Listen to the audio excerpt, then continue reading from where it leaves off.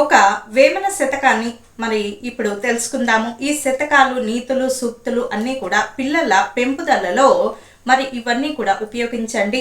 ఆడుదాని చూడ నర్దంబు చూడంగా, నర్దంబు చూడగా బమ్మకైన బొట్టు తెగులు మరి బ్రహ్మ యాలితాడు బండరేవున ద్రెంప విశ్వదాభిరామ వినురవేమ.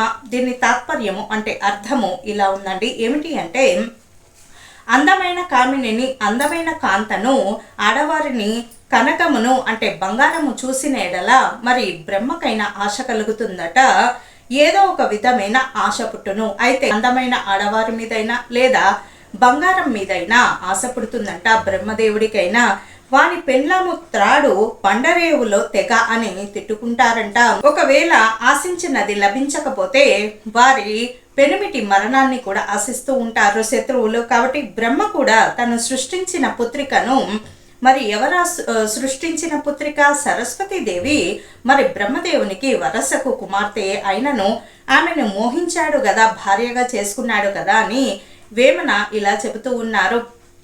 మరి ఎంత గొప్ప స్థాయిలో ఉన్నా భావి వరుసలు లేకుండా ఇలా మోహించడము, ఇవన్నీ కామించడం ఇవన్నీ తగదు.